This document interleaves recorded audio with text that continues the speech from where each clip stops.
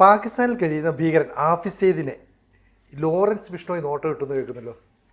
Lawrence ബിഷ്ണോയിക്ക് വേണ്ടിയിട്ട് ബിഷ്ണോയ് ഗാങ്ങിൻ്റെ ഒരു social media post വന്നു. അതിൽ ഹാഫിസ് സയ്യിദിൻ്റെ പടം കൊടുത്തിട്ട് തിരിച്ചടിക്കും, വൻ വിലയുള്ള ഈ തല ഞങ്ങൾ എടുക്കും എന്ന് ഇന്നലെ പ്രഖ്യാപനം വന്നു. നമുക്കറിയാം, ലോറൻസ് ബിഷ്ണോയിയെ ചിലപ്പോൾ ഒരു അധോലോകമൊക്കെ ആയിട്ട് വ്യാഖ്യാനിക്കുന്ന ആളുകളുണ്ട്. പക്ഷേ ലോറൻസ് ബിഷ്ണോയ് ഇന്ത്യക്ക് വേണ്ടി നിലകൊള്ളുന്ന ആളാണ്. ഇന്ത്യക്ക് ദോഷം വന്നാൽ ഇന്ത്യയെ ദ്രോഹിക്കാൻ ശ്രമിക്കുന്ന ആളുകളെ സ്പോട്ടിൽ തട്ടും എന്നാണ് ലോറൻസ് ബിഷ്ണോയുടെ ലക്ഷ്യം, പ്രഖ്യാപിത ലക്ഷ്യം. അങ്ങനെ ചെയ്തിട്ടുണ്ട്. ലോകത്തെമ്പാടും ലോറൻസ് ബിഷ്ണോയുടെ നെറ്റ്വർക്ക് കാനഡ, അമേരിക്ക തുടങ്ങിയ ലോകത്തിലെ എല്ലാ ഭാഗത്തും ഉണ്ട്. നമ്മൾ കേൾക്കുമ്പോൾ തള്ളാണെന്ന് തോന്നും. ലോകത്തെല്ലായിടത്തും ലോറൻസ് ബിഷ്ണോയ്ക്ക് 5000-ഓളം ഷാർപ്പ് ഷൂട്ടർമാരുണ്ട് ലോകത്തെല്ലായിടത്തുമായി. ബിഷ്ണോയി ഗാങ്ങിൻ്റെ ഒരു മെസ്സേജ് പുറത്തേക്ക് പോയാൽ അത് ലോകത്തിൻ്റെ ഏത് ഭാഗത്തും നടപ്പാക്കാൻ ബിഷ്ണോയി ഗാങ്ങിന് ആളുണ്ട്. ഇന്ത്യയിലെ പ്രധാനപ്പെട്ട സിനിമാ നടന്മാർ, അതായത് സൽമാൻ ഖാൻ ഉൾപ്പെടെയുള്ള ആളുകൾ ഇസഡ്ബൾ സെക്യൂരിറ്റിയിൽ നടക്കുന്നത് ലോറൻസ് ബിഷ്ണോയുടെ ഒരു ഷാർപ്പ് ഷൂട്ടറിൻ്റെ വെടിയുണ്ട ഏതു നിമിഷവും വന്ന് പതിക്കാമെന്നുള്ള ഭയത്തിലാണ്. കാരണം ലോറൻസ് ബിഷ്ണോയി രണ്ട് കാര്യങ്ങളിലാണ് നിലപാടെടുക്കുന്നത്. ഒന്ന്, ഇന്ത്യക്കെതിരെ നിലപാടെടുക്കുന്ന ഇന്ത്യയുടെ ശത്രുക്കളെ തീർക്കും. രണ്ട്, ഹിന്ദുമത വിശ്വാസികളെ ആരെങ്കിലും ഉപദ്രവിച്ചാൽ അതിന് പകവെട്ടും. ഇത് പ്രഖ്യാപിതമായ ബിഷ്ണോയ് സംഘത്തിൻ്റെ നിലപാടാണ്. കസ്തൂരിമാനെ വിശുദ്ധമായി കൊണ്ടാടുന്ന ഒരു വൈഷ്ണവ വിശ്വാസി, വിഷ്ണുവിനെ വിശ്വസിക്കുന്ന ഒരു വിഭാഗമാണ് ബിഷ്ണോയി സമുദായക്കാർ. അപ്പോൾ ലോറൻസ് ബിഷ്ണോയിക്ക് സൽമാൻ ഖാനോടുള്ള വൈരാഗ്യം എന്ന് പറഞ്ഞാൽ ഒരു കസ്തൂരിമാനെ വേട്ടയാടി എന്നുള്ളതാണ്. അപ്പോൾ കസ്തൂരിമാനെ വേട്ടയാടി സൽമാൻ ഖാനെ പലതവണ കൊല്ലാൻ ശ്രമിച്ചു, കൊല്ലുമെന്ന് ഇപ്പോഴും പറഞ്ഞിരിക്കുക. സൽമാൻ ഖാനുമായി അടുപ്പമുള്ള മുംബൈയിലെ സിനിമാ ബന്ധമുള്ള ഒരാളെ കൊന്നത് 1 വർഷം മുമ്പാണ്, വെടിവെച്ച് കൊന്നു. അപ്പം സൽമാൻ ഖാൻ്റെ വീട്ടിലേക്ക് നിരവധി തവണ ആക്രമണം നടത്തിയിട്ടുണ്ട്. ലോകത്തെവിടെയും ബിഷ്ണോയി ഗാങ്ങിന് ആളുകളുണ്ട്. ഇതൊക്കെ എഗ്രീഡാണ്, എല്ലാവർക്കും അറിയാവുന്നതാണ്, വെറുതെ തള്ളൊന്നുമല്ല. അപ്പോൾ അമേരിക്കയിൽ ഇപ്പോൾ ഗോൾഡി ബാർ, ബിഷ്ണോയിയുടെ ആത്മാവും ശരീരവും പോലെ കഴിയുന്ന രണ്ടുപേരാണ്. ഇവർ ഒരുമിച്ചാണ് പഞ്ചാബിലെ കോളേജിലൊക്കെ പഠിച്ചത്. കോളേജ് വിദ്യാർത്ഥി രാഷ്ട്രീയം മുതൽ ഒന്നിച്ചു വന്നിട്ട് ഒരേ മനസ്സും ഒരേ ഹൃദയവുമായി ഒരേപോലെ ചിന്തിക്കുന്ന, ബിഷ്ണോയി എന്ത് ചിന്തിക്കുന്നു അത് നടപ്പാക്കുന്നവരാണ് ഗോൾഡി ബാർ. അമേരിക്കയിലാണ്, കാനഡയിലും അമേരിക്കയിലുമായിട്ട് കഴിയുന്നു. ഇവരുടെ നെറ്റ്വർക്ക് ലോകത്തെ ഏറ്റവും വലിയ, വേണമെങ്കിൽ ഏറ്റവും വലിയ നെറ്റ്വർക്കുള്ള ഒരു അധോലോക സംഘമാണ് ബിഷ്ണോയി എന്ന് വേണം വിളിക്കാം. പക്ഷേ ബിഷ്ണോയിയെ സംബന്ധിച്ച് ബിഷ്ണോയി ഇന്ത്യക്കെതിരെ ഒന്നും ചെയ്യാറില്ല. ഇപ്പോൾ പഹൽഗാമിലുണ്ടായ ഭീകരാക്രമണം എടുക്കുമ്പോൾ ഇന്ത്യക്കെതിരെ ആക്രമണമാണ്, അല്ലേ? ഇന്ത്യക്കെതിരായ പാകിസ്ഥാൻ സ്പെഷ്യൽ കമാൻഡോ ഉൾപ്പെടെയുള്ള ആളുകളുടെ നേതൃത്വത്തിൽ നടത്തിയ അറ്റാക്കാണ്. രണ്ടാമത്തത് ഹിന്ദുക്കൾക്കെതിരെയാണ്. ഹിന്ദുവാണോ എന്ന് ചോദിച്ചിട്ട് തുണിയടിച്ച് പരിശോധിച്ചിട്ടാണ് വെടിവെച്ച് കൊന്നത്. പേര് ചോദിച്ച് വെടിയുണ്ട കൊടുക്കുന്ന തീവ്രവാദം, മതതീവ്രവാദം കൂടിയാണ്. അപ്പോൾ ബിഷ്ണോയി സംഘത്തിന് സ്വാഭാവികമായും ഇതിൽ വല്ലാത്ത ഭയമുണ്ടാവും. രാജ്യത്തിനെതിരെയാണ്, ഹിന്ദുക്കൾക്കെതിരെയാണ്. അതുകൊണ്ട് തങ്ങൾ പകവീട്ടും എന്ന് ഇയാളുടെ ചിത്രം പ്രസിദ്ധീകരിച്ചിട്ട് ഈ വിലയുള്ള തല ഞങ്ങൾ എടുക്കും എന്നാണ് ഇപ്പോൾ പറഞ്ഞിരിക്കുന്നത്. ഹാഫിസ് സയ്യിദാണ് ഇതിൻ്റെ ലഷ്കർ ഇ തൈബ എന്ന് പറയുന്ന ഈ സംഘടനയുടെ സ്ഥാപകരിൽ പ്രധാനിയാണ്. സ്ഥാപകൻ എന്ന് വേണമെങ്കിൽ പറയാം. ലഷ്കർ ഇ തൈബ, ജമായത്ത് ഉദ് ദവ എന്നിങ്ങനെയുള്ള 2 സംഘടനകളുടെ ഏറ്റവും വലിയ നേതാവാണ് ഹാഫിസ് സയ്യിദ്. അപ്പോൾ ഈ വാർത്ത പുറത്തു വന്ന ഉടനെ പാകിസ്ഥാൻ വല്ലാതെ ഭയന്ന് പോയിട്ടുണ്ട്. പാകിസ്ഥാനെ സംബന്ധിച്ച് ഇപ്പം ലോറൻസ് ബിഷ്ണോയി ഇന്ത്യൻ ജയിലിൽ കഴിയാണ്. ഇന്ത്യൻ ജയിലിൽ കഴിയുന്ന ലോറൻസ് ബിഷ്ണോയെ കുറിച്ച് പറയുന്നത് ലോകത്തെമ്പാടുള്ള പല രാജ്യങ്ങളും, അമേരിക്കയിൽ കേസുണ്ട്, കാനഡയിൽ കേസുണ്ട്, മറ്റ് പല രാജ്യങ്ങളിലും ലോറൻസ് ബിഷ്ണോയ്ക്ക് ഭീഷണിയുണ്ട്. ലോറൻസ് ബിഷ്ണോയുടെ ഭീഷണിയുണ്ട്. മറ്റു പല രാജ്യങ്ങളും ബിഷ്ണോയെ അറസ്റ്റ് ചെയ്യാനൊക്കെ നോക്കിയിട്ടുണ്ട്. അപ്പോൾ ഇന്ത്യ ഗവൺമെൻറ് പറയുന്നത് ഞങ്ങളുടെ ജയിലിലാണ്, ഞങ്ങളുടെ ജയിലിൽ കഴിയുന്നു. അപ്പോൾ ലോറൻസ് ബിഷ്ണോയിയെ സംബന്ധിച്ച് പലപ്പോഴും പറയുന്ന ജയിലിലിരുന്ന് പലപ്പോഴും ടെലഫോൺ ഓപ്പറേറ്റ് ചെയ്യാനും ആളുകൾക്ക്, ലോകത്തെമ്പാടുമുള്ള ആളുകൾക്ക് നിർദ്ദേശങ്ങൾ കൊടുക്കാനും ഒക്കെ ലോറൻസ് ബിഷ്ണോയിക്ക് കഴിയുന്നുണ്ട്. അത് ഇന്ത്യ സർക്കാരിൻ്റെ ഒത്താശയോടെ ചെയ്യുന്ന കാര്യങ്ങളാണെന്നൊക്കെ പറഞ്ഞു. ചിലരൊക്കെ പറഞ്ഞു വെക്കാറുണ്ട്, ലോകത്ത് പലയിടത്തും നമ്മുടെ ഇന്ത്യക്ക് വേണ്ടി ഓപ്പറേഷൻസ് നടത്തുന്ന മറ്റേ പുള്ളിക്കാരുണ്ടല്ലോ, മുഖമില്ലാത്ത ആൾ, അജ്ഞാതനെ സപ്ലൈ ചെയ്യുന്ന ഒരാൾ ലോറൻസ് ബിഷ്ണോയി ആണ് എന്നൊരു കരക്കമ്പിയുണ്ട്. നേരാണോ എന്ന് എനിക്കറിയില്ല. എന്തായാലും ലോറൻസ് ബിഷ്ണോയി ഇന്ത്യക്ക് ഏറ്റവും വിലപിടിപ്പുള്ള ഒരു മുതലാണ്. ഇന്ത്യ ലോറൻസ് ബിഷ്ണോയിയെ ജയിലിൽ താമസിപ്പിച്ചിരിക്കുന്നത് ബിഷ്ണോയിയെ ഉപദ്രവിക്കാനല്ല, സംരക്ഷിക്കാൻ വേണ്ടിയിട്ടാണ് എന്നൊരു തിയറിയുണ്ട്. അത് പലപ്പോഴും പാകിസ്ഥാൻ ഉൾപ്പെടെയുള്ള രാജ്യങ്ങൾ പറഞ്ഞു. ബിഷ്ണോയി എന്ന് പറയുന്ന ഹിന്ദുത്വ ഭീകരനാണ്, ടെററിസ്റ്റാണ്. പക്ഷേ ഇന്ത്യയിലെ വേറെ ഏതെങ്കിലും മുസ്ലിങ്ങളെയോ ക്രിസ്ത്യാനികളെയോ ആരെയൊന്നും ലോറൻസ് ബിഷ്ണോയി സംഘം ഉപദ്രവിച്ചിട്ടില്ല. അവർ കൊള്ളയടിച്ചതായിട്ട് വാർത്തയില്ല, ബാങ്ക് കൊള്ള നടത്തിയിട്ടില്ല, ആളുകളെ തട്ടിക്കൊണ്ടു പോയിട്ടില്ല, ആളുകളെ കൊന്നിട്ടുണ്ട്. അപ്പം ചോദിക്കും, കൊന്നിട്ടില്ലേ? അത് തട്ടിക്കൊണ്ടു പോകുന്നതിലും കൊള്ളയടിക്കുന്നതിലും വലുതല്ലേ കൊന്നിട്ടുള്ളത് അല്ലെങ്കിൽ കൊല്ലാൻ ശ്രമിച്ചിട്ടുള്ളതെന്ന് ചോദിച്ചാൽ അത് 2 കാരണത്തിനാണ് ബിഷ്ണോയ് ചെയ്തിട്ടുള്ളത്. ഒന്ന്, ഇന്ത്യക്കെതിരെ പ്രവർത്തിച്ചവരെ. 2, അദ്ദേഹത്തിൻ്റെ വിശ്വാസത്തിനെതിരെ, മതത്തിനെതിരെ, മതത്തെ ദ്രോഹിക്കുന്ന ആളുകളെ തീർത്തിട്ടുണ്ട്. അത് അത് ക്രിമിനൽ കുറ്റമാണോ എന്ന് ചോദിച്ചാൽ നാട്ടിലെ നിയമം അനുസരിച്ച് നിയമം കയ്യിലെടുക്കാൻ ആർക്കും അധികാരമില്ല. പക്ഷേ ഇന്ത്യൻ താല്പര്യങ്ങൾ പലപ്പോഴും ലോകത്തിൻ്റെ പല ഭാഗത്തും ലോറൻസ് ബിഷ്ണോയിയുടെ ഷാർപ്പ് ഷൂട്ടർമാരിലൂടെ നടപ്പായിട്ടുണ്ട്. അത് എല്ലാവർക്കും അറിയാം. ഇതാരും പറയുന്നില്ല, ഔദ്യോഗികമായി ഇന്ത്യ സർക്കാർ പറയില്ലായിരിക്കാം. എന്നാലും ലോറൻസ് ബിഷ്ണോയി നമുക്ക് വേണ്ടപ്പെട്ട ഒരാൾ തന്നെയാണ്, അത് തർക്കമൊന്നുമില്ല. അപ്പോൾ ലോറൻസ് ബിഷ്ണോയി സംഘം ഇങ്ങനൊരു ഭീഷണി ഉയർത്തിയാൽ പാകിസ്ഥാൻ ഭയക്കേണ്ട കാര്യമുണ്ടോ എന്ന് ചോദിച്ചാൽ ഉണ്ട്. പാകിസ്ഥാനിൽ കഴിഞ്ഞ ദിവസം 10 പട്ടാളക്കാരെയാണ് BLA കൊന്നത്. BLA കുറിച്ച് ആലോചിക്കുമ്പോൾ നമ്മൾ BLA ബലൂചിസ്ഥാൻ, അവർ മുസ്ലിംസ് ആണല്ലോ എന്ന് പറയുമ്പോൾ ഒന്ന് വിക്കിപീഡിയയിൽ ഒന്ന് ഈ BLA ബലൂജിലെ ആളുകളെ കുറിച്ച് അടിച്ചു നോക്കി അറിയാം. അവർ ദ്രവീഡിയൻ കൾച്ചറുള്ളവരാണ്. ദ്രവീഡിയൻ കൾച്ചർ എവിടെയുള്ളത്? നമ്മുടെ സൗത്ത് ഇന്ത്യയിൽ. അവരുടെ ഭാഷ എന്ന ബ്രഹുയി ഭാഷയാണ്. ബ്രഹുയി ഭാഷയുടെ 80% തമിഴാണ്. അതായത് ബലൂചിസ്ഥാനിൽ താമസിക്കുന്ന മുസ്ലിമുകളാണ്, പക്ഷേ അവരുടെ DNA പരിശോധിച്ചാൽ നമ്മുടെ ദ്രവീഡിയൻ കൾച്ചറുമായി ബന്ധമുണ്ട്. ഇന്ത്യൻ ഒറിജിൻ അല്ലേ, ബന്ധമുള്ള DNA ആണ് ബലൂചിസ്ഥാനികൾക്കുള്ളത്. അവരുടെ ബ്രഹുയി ഭാഷയിലെ 80% വാക്കുകളും തമിഴാണ്. അപ്പം വീണ്ടും ഇന്ത്യൻ കണക്ഷൻ ഉണ്ട്.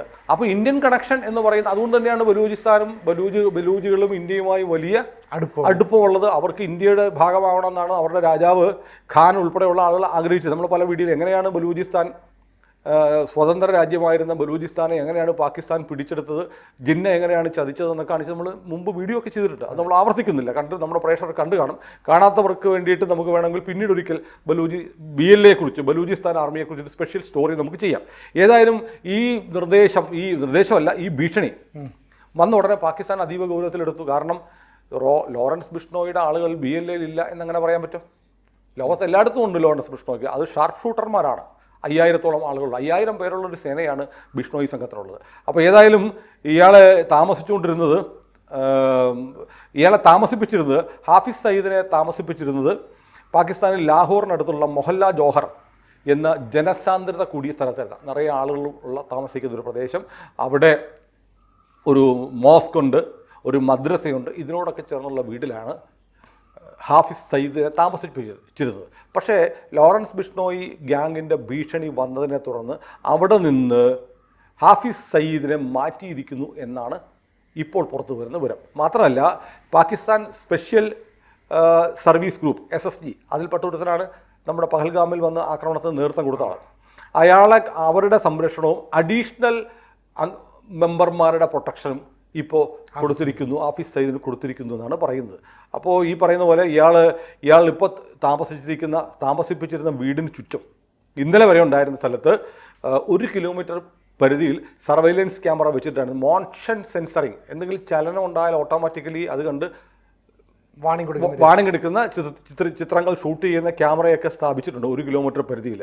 അതിന് ഒരു കൺട്രോൾ റൂം ഉണ്ടായിരുന്നു, ഇതെല്ലാം ഉണ്ടായിരുന്നു. ഇതിനിടയ്ക്ക് ഒരു തമാശ എന്ന് പറഞ്ഞാൽ പാകിസ്ഥാൻ കോടതി തന്നെ ഈ ഹാഫിസ് സയ്യിദിനെ 46 വർഷത്തേക്ക് ശിക്ഷിച്ചിരിക്കുകയാണ്. അതായത് മുംബൈ ഭീകരാക്രമണത്തിന് ശേഷം അമേരിക്കയിലും ഇന്ത്യയിലും കേസുകളുണ്ടായിരുന്നു. ഇയാളെ 2 രാജ്യങ്ങളും ഇന്ത്യയും അമേരിക്കയും ഭീകരവാദിയായി പ്രഖ്യാപിച്ചു, ടെററിസ്റ്റായിട്ട് പ്രഖ്യാപിച്ചു. അമേരിക്കയുടെ സമ്മർദ്ദം കൂടി ഉള്ളതുകൊണ്ട് അവിടുത്തെ കോടതി ഹാഫിസ് സയ്യിദിനെ വിചാരണ നടത്തി ശിക്ഷിച്ചു എന്നാണ് പറയുന്നത്.